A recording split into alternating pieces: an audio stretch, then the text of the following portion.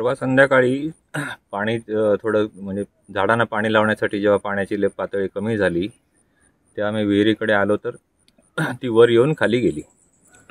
तेव्हा पहिलं दर्शन झालं. या संदर्भात वन विभागाला काय माहिती देण्यात आली आहे का आपल्याकडे? ते गावच्या पोलीस पाटलांना कळवलेलं आहे.